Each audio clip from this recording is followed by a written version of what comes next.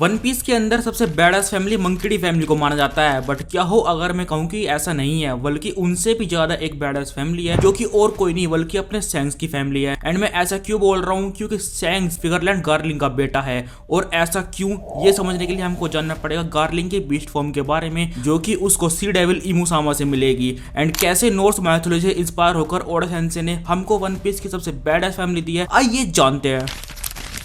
तो ये समझने के लिए पहले हमको जानना पड़ेगा सैंक्स के बर्थ के बारे में, जो कि हुई थी गॉड वैली में। एंड उसके सिर्फ 1 साल बाद ही जब हमारा गॉड वैली इंसिडेंट हुआ था, जिसमें रोजर गार वर्सेस ज़बैक की फाइट हुई थी। और फाइट के बाद जब रोजर वहां से निकल रहा था ट्रेजर वगैरह को लेके, तब उन्हीं में से एक ट्रेजर चेस्ट के अंदर उसको सैंक्स मिला था। और अब देखो, रोजर कोई इविल पर्सन तो है नहीं, इवन तो उसको होना चाहिए था, आफ्टर ऑल वो पायरेट जो है, बट वो नहीं था और इसीलिए उसने सैंक्स को पाला। बट बिफोर डैट, इससे पहले कि हम आगे बढ़े, एक बार तो हम सैंक्स के कपड़े को यहाँ पर याद रखना, क्योंकि आगे बहुत ज्यादा काम आने वाले हैं। फिर हम चलते हैं कुमा के फ्लैशबैक की तरफ, जहां पर हमने जाना था गॉड वैली में ह्यूमन हंटिंग गेम चल रहा था, जहां पर गार्लिंग भी था, जो कि उस वक्त सेलेस्टियल ड्रैगन्स का फैन फेवरेट था। एंड साथ ही में एक होली नाइट भी था। और जरा तुम उसके लुक्स को देखो एंड उसकी फैन फॉलोइंग को देखो, और जरा तुम सोचो क्या उसने अभी तक किसी के साथ किया नहीं होगा। वेल, मेरे को तो नहीं लगता, क्योंकि अगर मैं होता तो इवन आई वुड।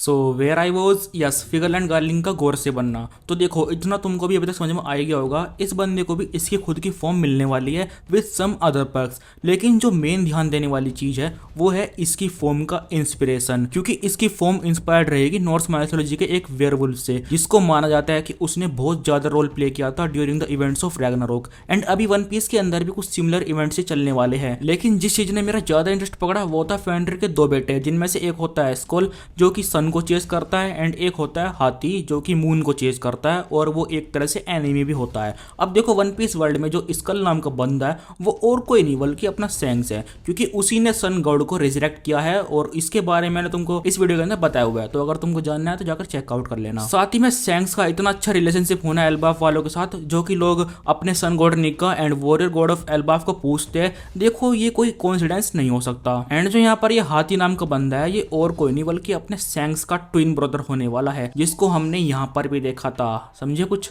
ये बंदा वही है जो अपने सैंक्स का ट्विन होने वाला है। एंड ये हाथी नाम का बंदा मून को चेस करता है। एंड इस वक्त पर मून कौन है? अपना गार्लिंग। So what I am saying is, गार्लिंग ने इन दोनों की माँ को प्रेग्नेंट कर दिया था, लेकिन उसने रेस्पॉन्सिबिलिटी नहीं ली, और इसी वजह से जो उसकी माँ थी वो बेचारी कुछ नहीं कर पाई। तो उसने क्या किया, गॉड वैली के दौरान उसने सैंक्स को एक ट्रेजर बॉक्स के अंदर छोड़ दिया होगा, एंड दूसरे वाले को उसने खुद पाला होगा। एंड उसने उसको कुछ इस तरह से पाला होगा कि उसका मेन गोल फिगरलैंड गार्लिंग बन गया होगा। एंड इस चीज का एक बहुत बड़ा सबूत भी है मेरे पास।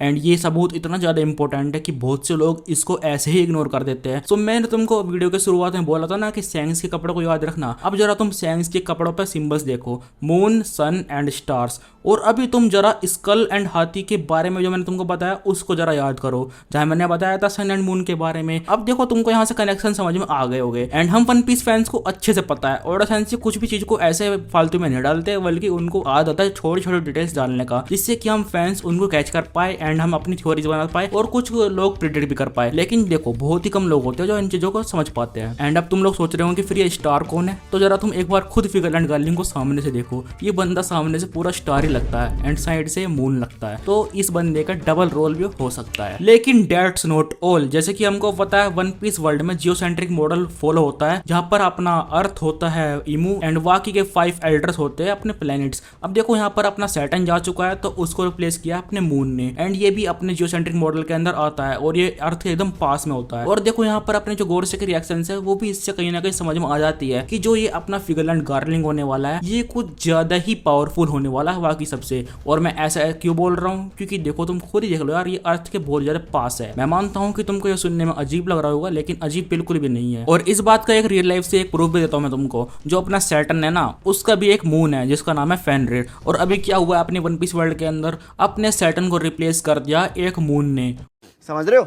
सो गाइस, मैंने तुमको काफी ज्यादा प्रूफ दे दिए है, एंड मेरे को लगता है कि तुम में से 50% लोगों को तो अभी तक समझ में आ गया होगा मैं क्या कहना चाह रहा हूँ, और जो अपनी सैंक्स की फैमिली है कितनी ज्यादा फक्ड अप है। और इसी के साथ जो अपनी सैंक्स की फैमिली है वो ही अपनी सबसे ज्यादा बैडेस्ट फैमिली होने वाली है पूरे वन पीस वर्ल्ड के अंदर, क्योंकि उसके बाप से अपने गौर से तक चिढ़ रहे हैं। इसका मतलब उनको ही पता है कि कितना ज्यादा स्ट्रांग हो सकता है। सो गाइस, इसी के साथ ये वीडियो यहीं खत्म होती है। एंड अगर तुमको वीडियो पसंद है, वीडियो लाइक कर देना। एंड अगर तुमको जानना है कैसे रोजर असली मास्टरमाइंड है, एंड जो सैंक्स है वो एक्चुअली में सिर्फ एक तरह से प्यादा है, तो तुम ये वाली वीडियो देख सकते हो जाके।